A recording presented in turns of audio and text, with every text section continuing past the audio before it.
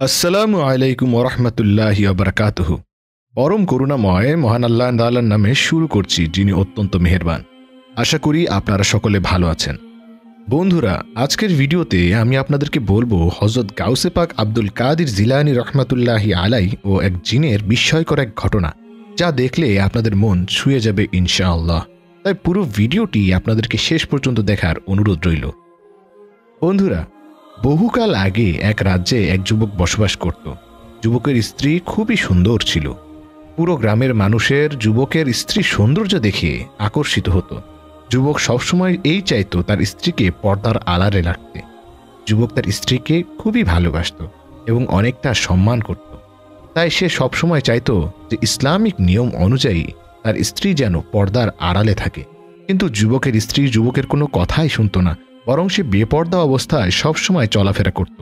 একটা সময় যুবক তার স্ত্রীকে বলতে থাকে যে, তুমি এভাবে বেপর্দা অবস্থায় চলাফেরা করো না, কেননা মেয়েদের জন্য ইসলামে পর্দা ফরজ রয়েছে। আর তুমি যদি বেপর্দা অবস্থায় কোনো মানুষের সামনে নাও যাও, তাও জিনেরা তোমাকে দেখবে, কেননা তারা অদৃশ্য। আমরা তাদের দেখতে পাই না, কিন্তু তারা আমাদেরকে দেখতে পায়। যুবকটির স্ত্রী যুবকের কোনো কথাই শুনত না। সে একেবারে চুল খোলা রেখে বিপর্দা অবস্থাতেই গ্রামের মধ্যে হাঁটাচলা করত। একদিন সন্ধ্যাবেলা যুবকের স্ত্রী তার লম্বা লম্বা কেশ ছেড়ে ঘর থেকে বেরিয়ে একটি জঙ্গলের মাঝখান দিয়ে প্রতিবেশীর বাড়িতে যাচ্ছিল।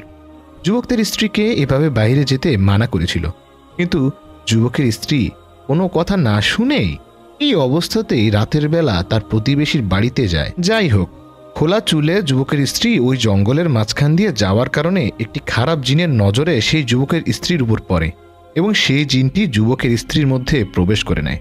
যুবক এ বিষয়ে কিছুই জানত না। তার স্ত্রী যখন বাড়িতে চলে আসে, তখন যুবক দেখে যে তার স্ত্রী ঘরের কোনায় বসে রয়েছে। যুবক তখন তার স্ত্রীর উদ্দেশ্যে বলতে থাকে, আমি বাহির থেকে এসেছি, আমি খুবই ক্লান্ত, তুমি আমার খাবারের ব্যবস্থা করো। কিন্তু যুবকের স্ত্রী কোনো প্রকার সাড়া শব্দ করে না, সে সেখানেই বসে থাকে। যুবক আবারও তার স্ত্রীর উদ্দেশ্যে বলতে থাকে, তুমি এখানে বসে রয়েছো কেন? আমি বাইরে থেকে অনেক ক্লান্ত হয়ে এসেছি, তুমি আমার খাবারের ব্যবস্থা করো, আমাকে একটু পানি দাও।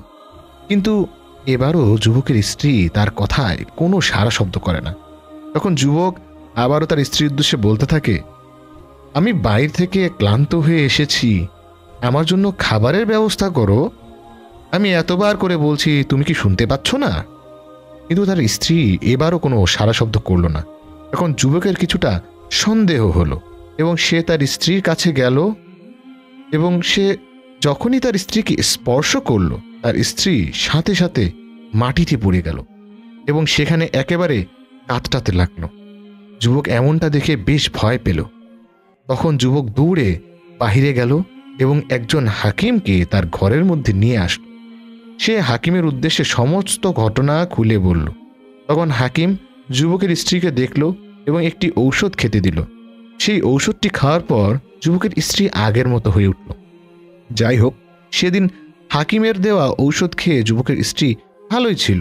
এরপর থেকে সমস্যার সৃষ্টি শুরু হলো। যুবকের স্ত্রী যখনই কোনো মানুষের সামনে যেত, সে হঠাৎ করে অজ্ঞান হয়ে পড়ে যেত এবং কাতরাতে থাকত। লোকজন যুবকের স্ত্রীর এমন কর্মকাণ্ড দেখে তারাও বেশ অবাক হয়ে পড়ত। তারা মনে মনে ভাবত যে যুবকের স্ত্রী হয়তো বড় কোনো রোগে আক্রান্ত হয়েছে। এভাবে যখনই যুবকটির স্ত্রী কোনো মানুষের সামনে যেত, সেখানে সে অজ্ঞান হয়ে পড়ে যেত এবং অজ্ঞান হওয়ার পূর্বে অনেক কাতরাত।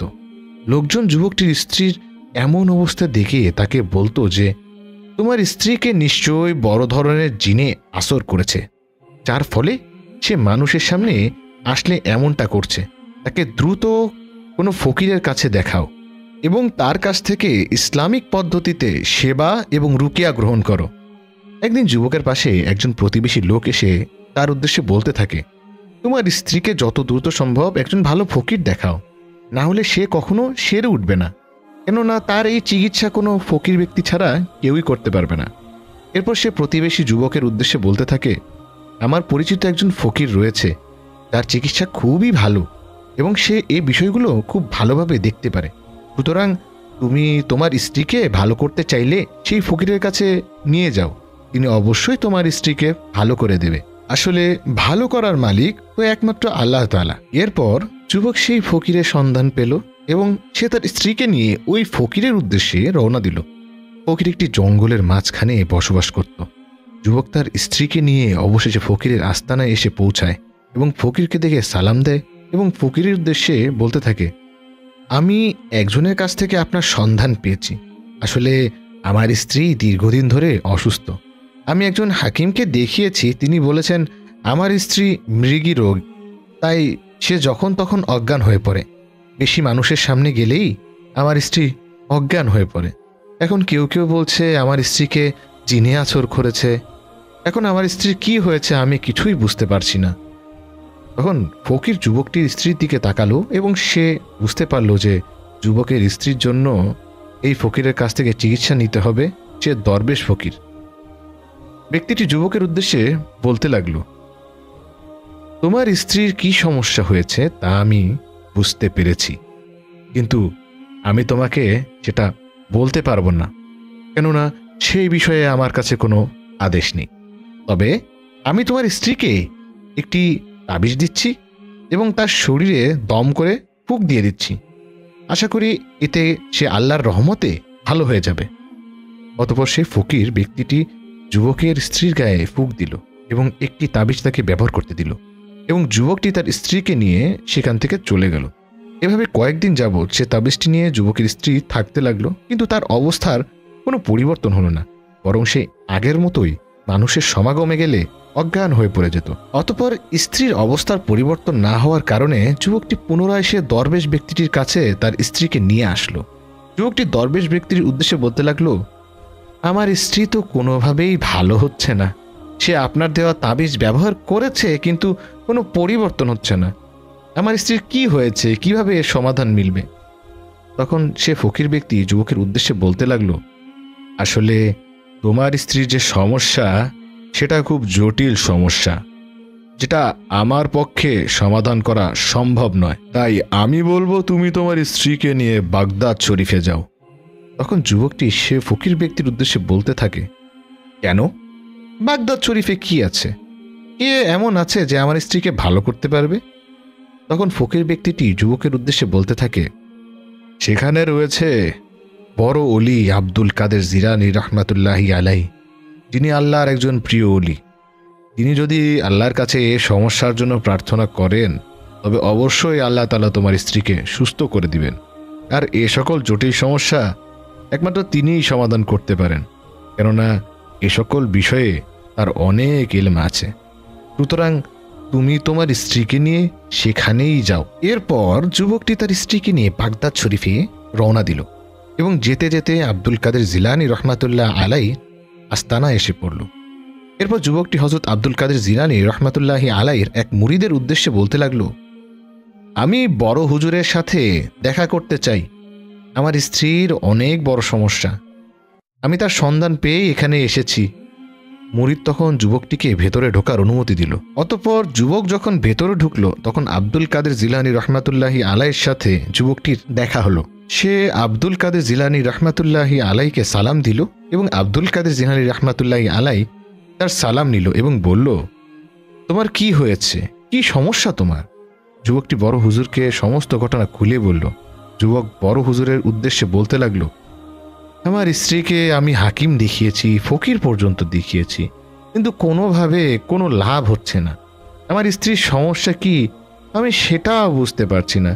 আপনি একটু বলুন এর সমাধান কি? আব্দুল কাদের জিলানী রহমাতুল্লাহ আলাই যুবকের উদ্দেশ্যে বলতে থাকে, তোমার স্ত্রীর যে সমস্যা সে অনুযায়ী তার চিকিৎসা হয়নি। তুমি তো তোমার স্ত্রীকে এত চিকিৎসা করেছ, কিন্তু কখনো কি জেনেছ তার কি সমস্যা হয়েছে?